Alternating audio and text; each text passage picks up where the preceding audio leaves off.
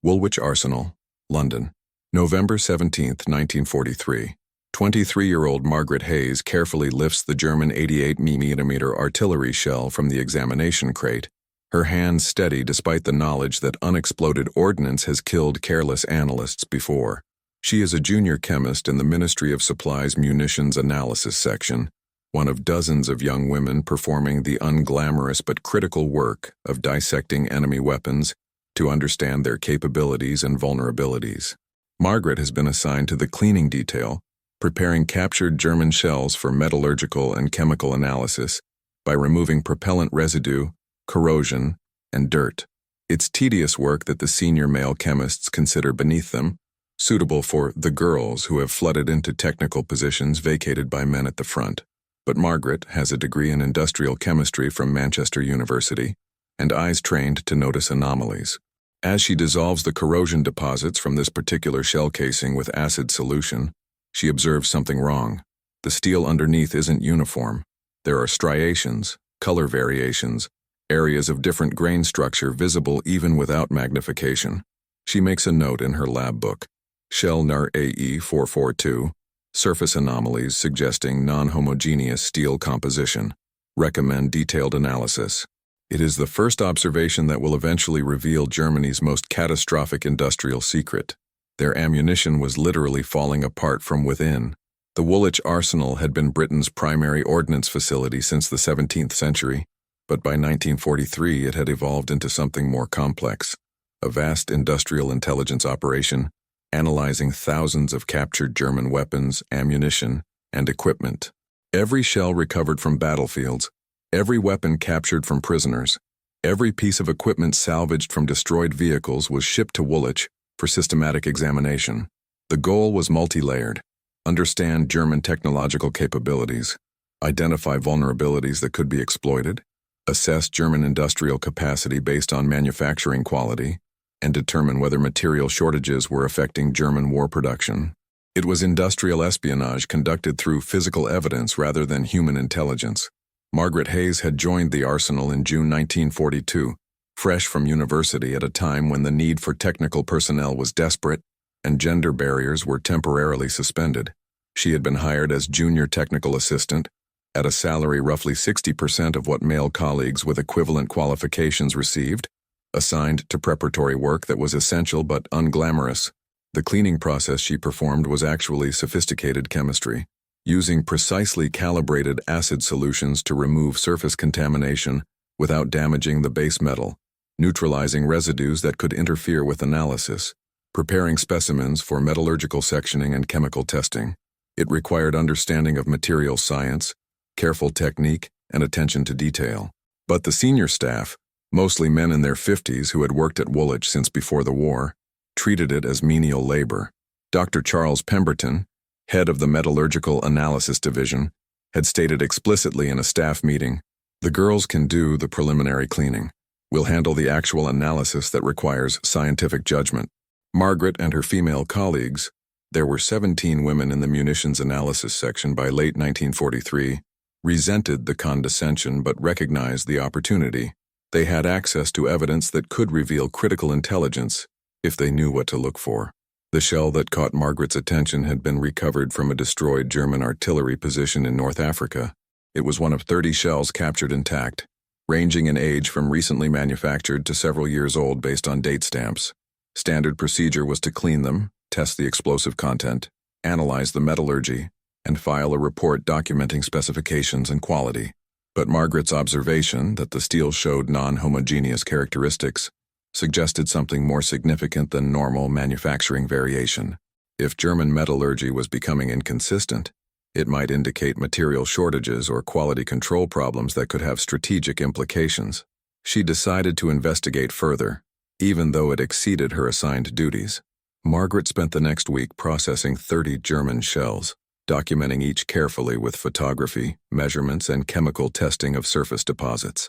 She worked extra hours, arriving early and staying late, driven by the suspicion that she was seeing a pattern the senior analysts had missed. 15 of the shells showed the same surface anomalies: non-uniform steel coloration, irregular grain structure visible under basic magnification, variations in hardness across the shell casing surface. The other 15 appeared normal. Uniform steel, consistent characteristics, no visible irregularities. The pattern became clear when she cross-referenced the date stamps. The problematic shells were all manufactured after January 1942. The normal shells were all manufactured before that date. Something had changed in German ammunition production in early 1942, and it was manifesting as metallurgical inconsistency. Margaret prepared a memorandum summarizing her findings and submitted it to Dr. Pemberton with appropriate deference. "Sir, I have observed anomalies in shell casings that may warrant further investigation. I attach preliminary findings and request permission to conduct detailed analysis." Pemberton's response came the next day, written in red ink across her memo. "Miss Hayes, please confine yourself to assigned duties. Manufacturing variations are normal and do not require investigation by junior staff. The senior metallurgists will determine what analysis is necessary." It was dismissal based on her gender and rank rather than the merit of her observation. Margaret was furious but also pragmatic. She couldn't conduct the sophisticated analysis herself without authorization and access to equipment. She needed an ally among the senior staff. She found one in Dr. William Morrison, a 62-year-old metallurgist who had worked at Woolwich for 30 years and had a reputation for respecting competence regardless of its source. Margaret approached him during lunch break, bringing her documentation and photographs. Morrison examined her evidence with the careful attention of a professional scientist. After 10 minutes, he looked up. "Miss Hayes, this is excellent observational work. These surface characteristics suggest possible steel composition problems, perhaps insufficient alloying elements or improper heat treatment. With your permission, I'd like to conduct proper metallurgical sectioning and analysis. If your hypothesis is correct, this could be significant intelligence. Please do, sir. I just want to understand what it means." "What it means," Morrison said slowly, "is that Germany may be running out of the materials needed to make proper ammunition steel. If true, it would suggest their industrial capacity is more strained than we've understood. That would be very significant intelligence indeed."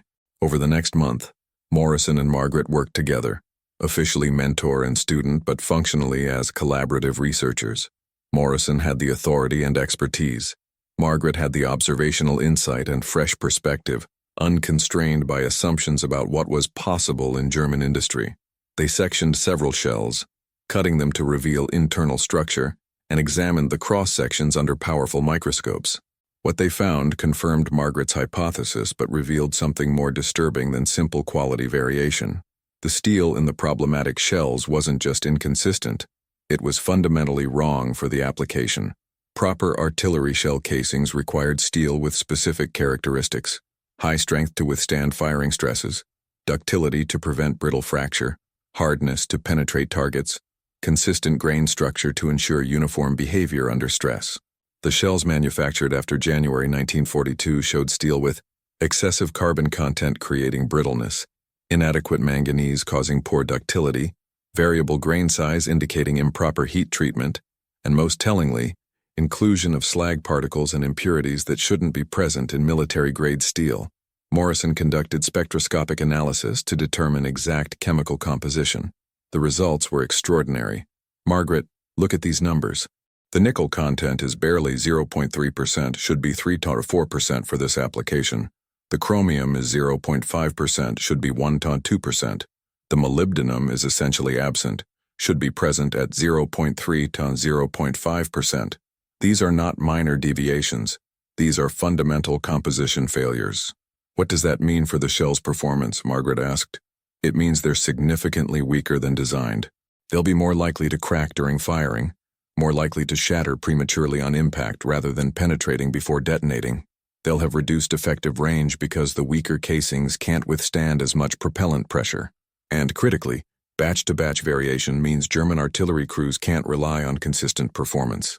Margaret understood the implications immediately. If they can't get the alloying elements, why are they still making shells with deficient steel?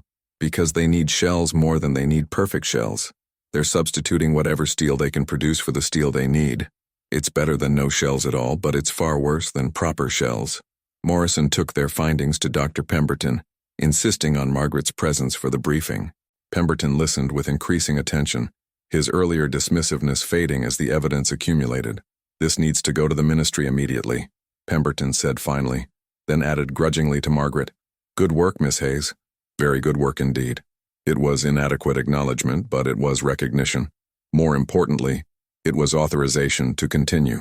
January 1944. The investigation expands.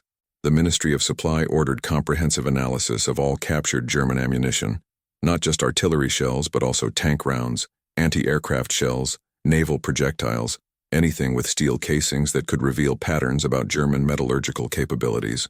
Margaret was formally assigned to the expanded investigation, given the title Technical Analyst, though still paid as a junior assistant, and provided with 2 other female chemists to help with the massive workload.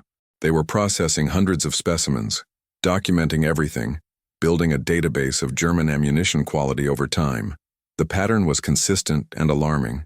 German ammunition quality had been excellent through 1941, began declining in early 1942, and showed progressive degradation throughout 1942-43. By late 1943, some shells were so deficient that British metallurgists couldn't understand how they functioned at all. But even more revealing was the variation between manufacturers. Germany had dozens of ammunition plants scattered across occupied Europe. The shells from different facilities showed different quality signatures. Some maintained relatively good standards, others produced barely functional ammunition. Margaret cross-referenced manufacturing codes with intelligence about German industrial facilities. A pattern emerged. Plants in Germany proper, particularly in the Ruhr industrial region, maintained better quality than plants in occupied territories. Plants established early in the war were better than plants established later. She presented her analysis to a meeting that now included military intelligence officers, ministry officials, and senior arsenal staff. The data suggests that Germany is experiencing cascade failure in ammunition production. Their core facilities in the Ruhr, with experienced workers and established supply chains, can still produce decent ammunition, though declining in quality. But newer plants in occupied territories staffed with forced laborers and lacking proper equipment produce substandard ammunition. Overall production may be increasing numerically, but quality is declining systematically. A Royal Artillery colonel asked the critical question, "What's the tactical impact? Are German guns less effective because of this?" Morrison answered, "Significantly less effective. Based on the metallurgical data, we estimate that shells from the worst producers have 30–40% failure rate. They either crack during firing, fail to detonate, or shatter prematurely.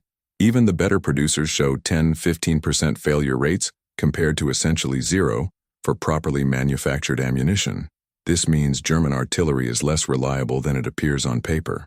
The intelligence officer made notes. "This is invaluable. If we know German ammunition is unreliable, we can adjust our tactical assumptions. We've been perhaps overestimating German artillery effectiveness." Margaret added quietly, "There's more. If we're seeing this in ammunition, the same material shortages are probably affecting other systems. This may be a window into broader German industrial failure." Spring 1944. Expanding the analysis to other systems. Authorized by the Ministry of Supply and supported by military intelligence, Margaret's team began examining other captured German equipment for similar signs of material degradation. They analyzed armor plate from destroyed tanks, engine components from captured vehicles, structural members from downed aircraft, anything that could reveal patterns about German metallurgical capabilities. The findings confirmed Margaret's hypothesis. Germany was experiencing systematic materials crisis across its entire war production. Every category showed the same pattern: excellent quality through 1941, declining quality from 1942 onward, severe degradation by 1943–44. Tank armor showed reduced hardness and inconsistent heat treatment. Engine bearings showed inferior alloy composition and premature wear. Aircraft structural components showed inadequate aluminum alloys supplemented with inferior substitutes. Margaret worked with Dr. Sarah Blackwell, an economist from the Ministry of Economic Warfare, to understand the underlying causes. Blackwell explained the resource constraints. Germany entered the war with inadequate strategic material reserves.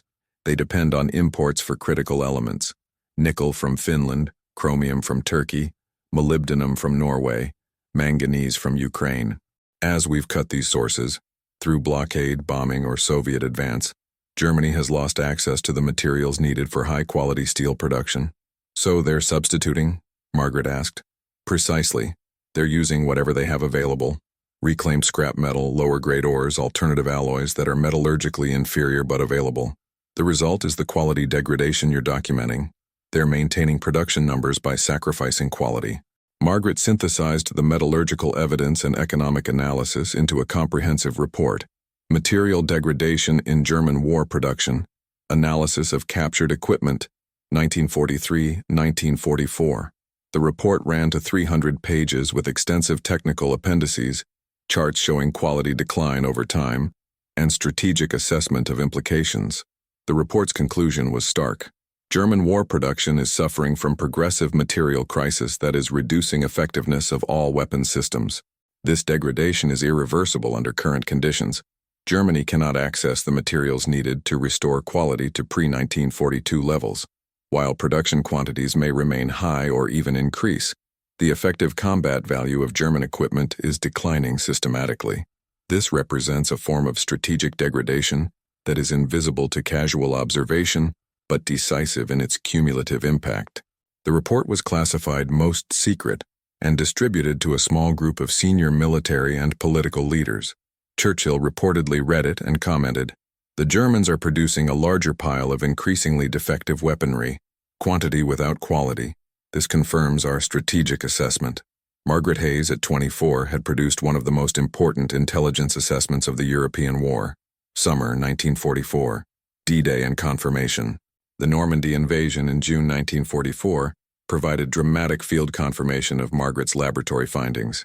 British and American forces captured enormous quantities of German equipment, which was shipped back to Britain for analysis. Margaret's team at Woolwich processed hundreds of items: shells, tank armor, small arms, everything. The pattern was even more severe than the earlier analysis had suggested. German equipment captured in France in June-July 1944 showed quality worse than items captured in North Africa in 1942-43. The degradation was accelerating. One particularly telling case involved Tiger tank armor. The Tiger was Germany's most formidable tank, feared by Allied crews for its thick armor and powerful gun. But metallurgical analysis of Tigers captured in Normandy revealed that the armor plate quality had declined significantly. Dr. Morrison examined the samples with Margaret. "This armor is supposed to be face-hardened steel, hard surface to defeat projectiles, tough interior to prevent shattering. But look at this cross-section. The hardening depth is inconsistent. The transition zone is poorly defined, and there are internal cracks that developed during the hardening process. This armor will fail unpredictably. Sometimes it will stop shells it shouldn't stop. Sometimes it will fail against shells it should stop." Field reports confirmed the laboratory findings. British tank crews reported that German armor seemed increasingly unreliable. Some Tigers were destroyed by hits that shouldn't have penetrated, while other German tanks survived hits that should have been lethal. The variation was creating tactical unpredictability. Similarly, reports from artillery units noted unusual German shell failures, duds, premature detonations, shells that shattered on impact without exploding. The failure rates Margaret had calculated in the laboratory were manifesting in combat.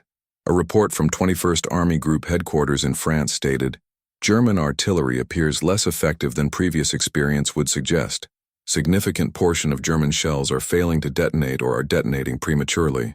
This is reducing German artillery effectiveness below what order of battle assessments would predict."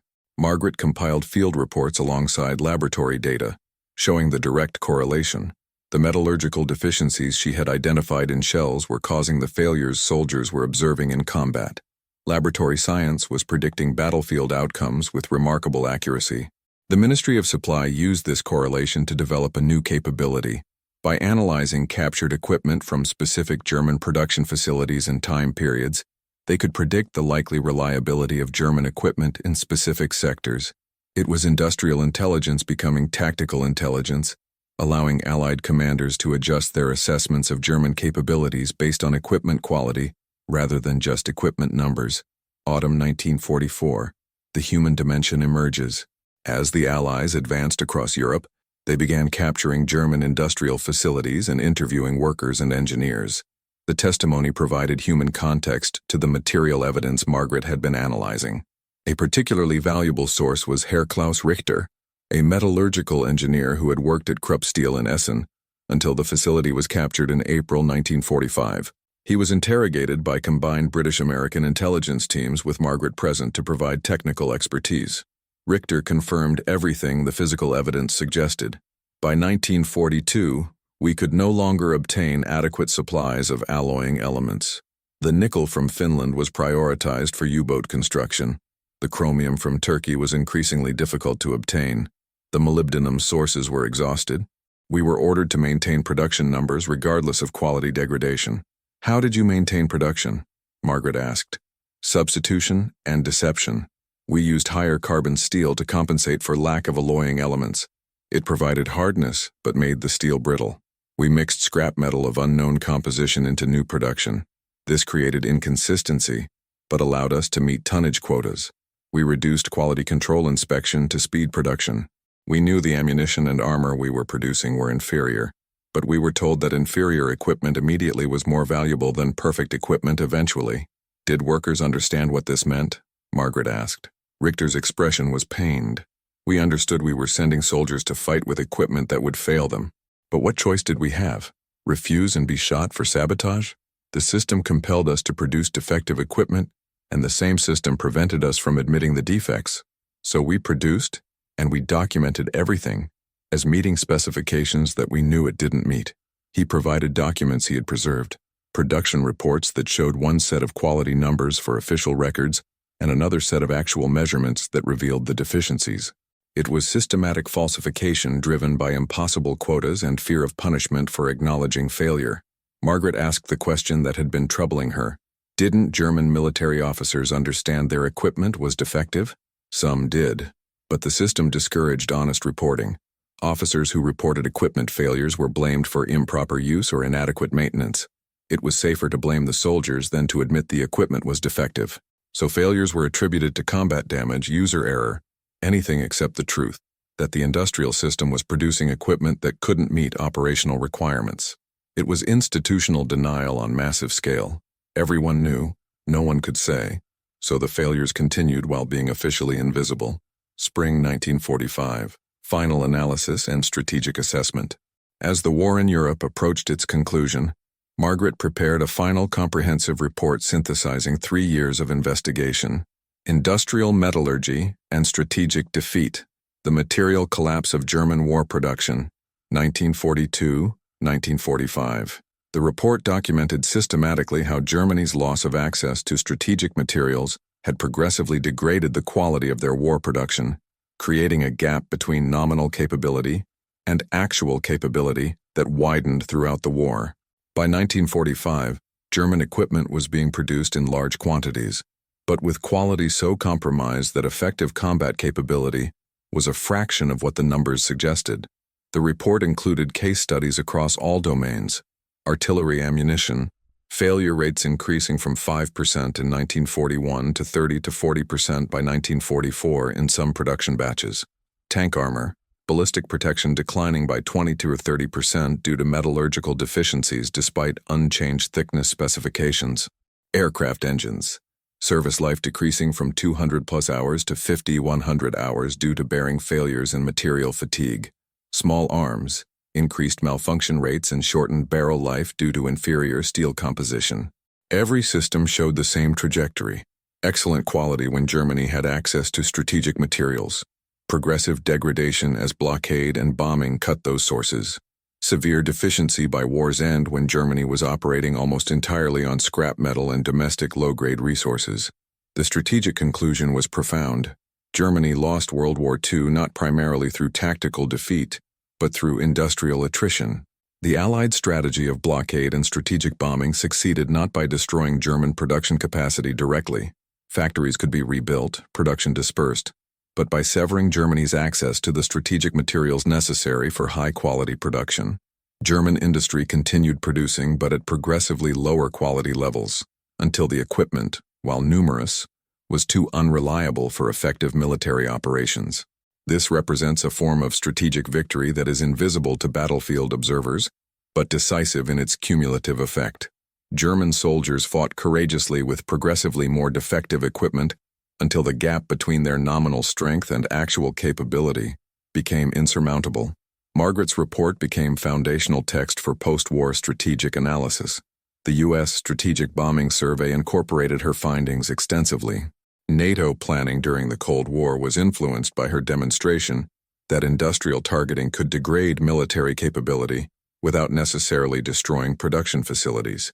By severing access to critical materials, the quality of production could be compromised even if quantity remained high. 1945, 1950, recognition and new barriers. With the war's end, Margaret expected her work would lead to permanent position and professional recognition. Instead, she faced the reality of post-war gender discrimination. Men returning from military service reclaimed civilian positions, and women who had filled those roles were expected to gracefully exit the workforce. The Woolwich Arsenal began systematic reduction of female staff in late 1945. Margaret received notice that her position would be discontinued as temporary wartime emergency measures were rescinded. The fact that she had produced intelligence assessment that influenced strategic planning was irrelevant to bureaucratic policy of demobilizing women from technical positions. Dr. Morrison advocated for her. Margaret Hayes is among the most capable analysts I've worked with in 30 years at Woolwich. Her work on German material degradation represents some of the finest industrial intelligence analysis of the war. Dismissing her is not just unjust, it's stupid. We're losing institutional knowledge and analytical capability we'll need for whatever comes next. But Morrison's advocacy, while genuine, was insufficient against institutional momentum and societal expectations. By July 1946, Margaret and 15 other women from the munitions analysis section were given redundancy notices with nominal severance pay and expressions of gratitude for wartime service. Margaret applied to university positions, hoping her wartime work would qualify her for research or teaching roles. She was rejected repeatedly, told explicitly in some cases that universities were prioritizing positions for returning veterans, and that a young woman of your intelligence should be thinking about marriage and family rather than pursuing career ambitions. The irony was bitter. She had analyzed German industrial defeat with sophistication that influenced Allied strategy, but peacetime Britain had no place for a female industrial chemist. Regardless of her proven competence, she eventually found position as a high school chemistry teacher in Manchester. Respectable employment, but nowhere near her capabilities or wartime contributions. She taught for 3 years with growing frustration, watching male colleagues with lesser qualifications and lesser achievements advance, while her wartime work was classified and therefore invisible to potential employers. In 1949, she married Robert Hayes, an engineer she met at a professional society meeting. He encouraged her to continue technical work, but professional opportunities remained scarce. Margaret did consulting work from home, analyzing materials for small industrial firms, writing technical reports under her husband's name to avoid gender discrimination in business dealings. It was compromise born of necessity. She could continue technical work, but only in shadows, credited to her husband, paid at rates far below her worth. 1950s, 1960s. The gradual emergence of recognition. As wartime records were gradually declassified, Margaret's contribution began to become visible. Her 1945 comprehensive report was declassified in 1957 and started appearing in academic citations. Military historians researching industrial aspects of World War II discovered her work and recognized its significance. In 1961, Dr. William Morrison, now retired, published a memoir of his Woolwich Arsenal career, 30 Years in Ordnance Analysis, Science in Service of Victory. He devoted an entire chapter to Margaret's work, making explicit what classifications had obscured, that a young female chemist had identified crucial intelligence about German industrial vulnerability before senior male analysts had recognized its significance. Morrison wrote, Margaret Hayes demonstrated what happens when genuine scientific observation is valued regardless of the observer's gender or rank. She saw what we had missed because she looked without preconceptions. Her analysis of German ammunition quality degradation was among the most important industrial intelligence achievements of the war, providing strategic assessment that influenced our understanding of German capabilities and our confidence in eventual victory. That she received no official recognition and was dismissed from service immediately after the war represents injustice that I regret I lacked courage to fight more effectively at the time. The memoir brought Margaret some belated recognition. She was invited to speak at the Royal Society of Chemistry about her wartime work. She gave lectures at universities about industrial analysis and materials science. A few academic papers cited her 1945 report as pioneering work in materials failure analysis, but the recognition was always qualified, always belated, always carrying the subtext of remarkable for a woman rather than simply remarkable. In 1968, Margaret received a letter from the Ministry of Defense informing her she was being awarded the Order of the British Empire, Civil Division, for services to industrial analysis during wartime. It was recognition, finally official, but it came 23 years after the work it honored. At the investiture ceremony, now retired military officers who had relied on her intelligence assessments thanked her for work they had only recently learned she had performed. Several expressed versions of the same sentiment. "If we had known it was your analysis, we would have pushed for recognition decades ago." Margaret's response was gracious but pointed. The analysis was always there, properly documented and available. That it took 2 decades for my name to be attached to it says more about institutional assumptions than about the work itself. 1970s, 1980s. Legacy and vindication. As second-wave feminism raised awareness of women's contributions to science and war effort that had been marginalized or erased, Margaret's story became emblematic. Historians researching women in technical roles during World War II identified her as exemplar of systematic discrimination that had prevented recognition and advancement despite demonstrated competence. Dr. Sarah Turner published Hidden Figures: British Women in Wartime Science in 1978, devoting substantial attention to Margaret's work at Woolwich Arsenal. Turner interviewed Margaret extensively, documenting not just the technical achievements but the institutional barriers, the gender discrimination, the dismissal from service despite proven value. The book sparked broader reassessment. The Royal Society of Chemistry established the Margaret Hayes Award for Young Women in Industrial Chemistry. Imperial College London invited her to deliver a lecture series on materials analysis and industrial intelligence. The Imperial War Museum commissioned oral history interviews documenting her wartime service. Margaret, now in her 60s, became advocate for women in science, speaking publicly about both her achievements and the barriers she had faced. She was characteristically direct. "I analyzed German ammunition and discovered patterns of material failure that provided strategic intelligence. This was competent scientific work performed by someone who happened to be female, that it was dismissed initially, that I was excluded from recognition, that I was forced out of technical work after the war. These were not anomalies but systematic discrimination. We cannot celebrate women's wartime contributions while ignoring that those contributions were deliberately marginalized and erased." In 1985, the Royal Society elected Margaret as a Fellow, one of the first women so honored in industrial chemistry. The citation explicitly noted, "For pioneering work in materials failure analysis and industrial intelligence, and for contributions to understanding of strategic material constraints in warfare."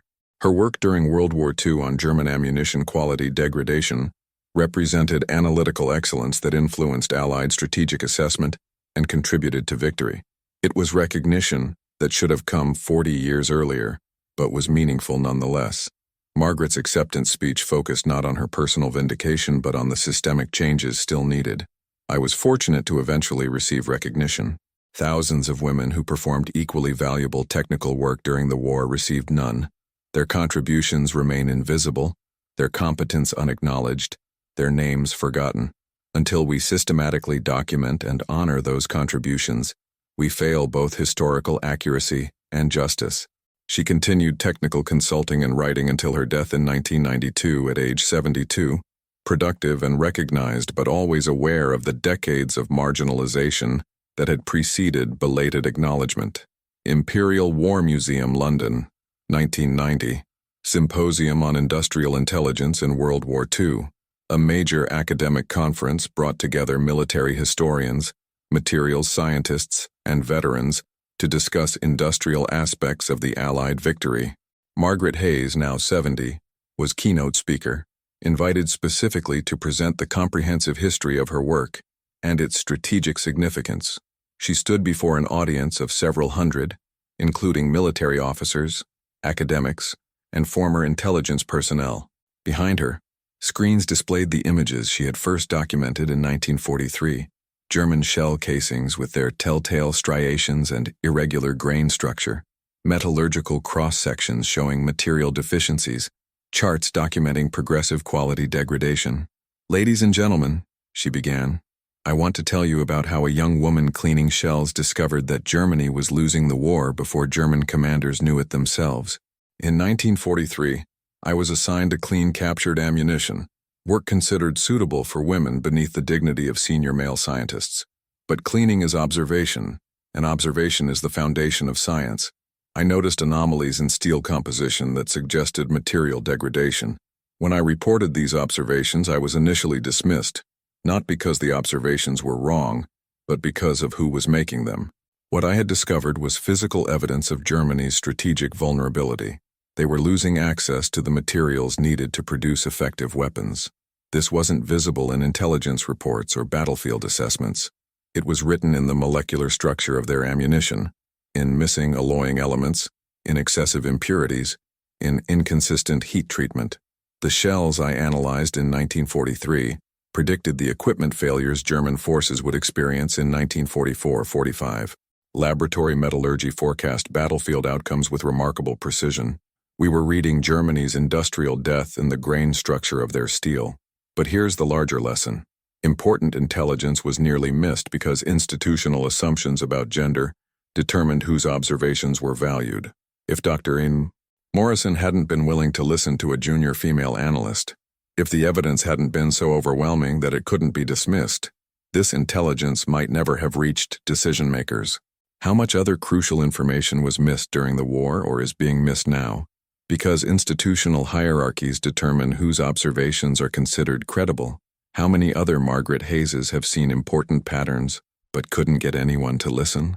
The shells taught me about German metallurgy, but the experience taught me about how institutions fail by privileging credentials over competence, rank over observation, gender over merit. Both lessons remain relevant. The standing ovation lasted 5 minutes, recognition not just of the technical achievement but of the systemic injustice she had named. 21st century. The lessons persist across domains. Margaret Hayeses' story became canonical in multiple fields: military history, materials science, gender studies, intelligence analysis. Each discipline drew different lessons from the same evidence. Military historians emphasized how her work demonstrated that wars are won or lost in industrial systems before they're decided on battlefields. The degradation she documented in German ammunition was symptom of broader material crisis that made German military defeat inevitable, regardless of tactical excellence. Materials scientists cited her pioneering work in failure analysis, showing how laboratory examination of failed components could reveal systemic problems in industrial processes. Her methodology, careful observation, systematic documentation, correlation with production data, became standard approach in forensic materials engineering. Gender scholars highlighted her story as exemplifying systemic discrimination that marginalized women's technical contributions during and after World War II. Despite producing intelligence that influenced strategic planning, she received no recognition during the war and was dismissed immediately after, facing barriers to professional advancement that male colleagues with lesser achievements never encountered. Intelligence analysts studied her work as a model of how technical analysis could generate strategic insight. The National Intelligence University made her 1945 report required reading in courses on industrial analysis, with case studies examining how she had drawn strategic conclusions from seemingly mundane material evidence. The shells she had first examined in 1943, some preserved in museum collections, remained available for modern analysis. In 2015, researchers using advanced spectroscopic techniques confirmed her original assessments with precision she couldn't have achieved with 1940s equipment. Her observations, made with careful technique and limited technology, had been remarkably accurate. The Margaret Hayes collection at the Imperial War Museum preserves her laboratory notebooks, reports, photographs, and correspondence. The notebooks in particular are revealing. Careful scientific documentation interrupted occasionally by frustrated notes. Reported findings to Dr. P again, dismissed again. The evidence is clear, but he won't see it because it comes from me. It was documentation not just of scientific discovery, but of institutional blindness. Her final interview, recorded 6 months before her death in 1992, concluded with characteristic directness. I discovered that Germany was producing defective ammunition because I looked carefully at what others considered menial preparatory work. The technical lesson is that important insights can come from unexpected places. The social lesson is that institutions must value observation regardless of the observer's demographic characteristics. Both lessons remain unfinished business. The shells she cleaned told truth about German defeat. Her experience told truth about institutional discrimination. Both truths, preserved in evidence, remain instructive decades later. War reveals vulnerability through material evidence. Careful observation transcends institutional hierarchy, and truth emerges when someone looks closely at what others dismiss. If this story made you reflect on how important insights come from unexpected sources and how institutional assumptions can blind us to evidence in plain sight, share it. Because what we understand about the value of careful observation and the cost of discrimination, we never forget.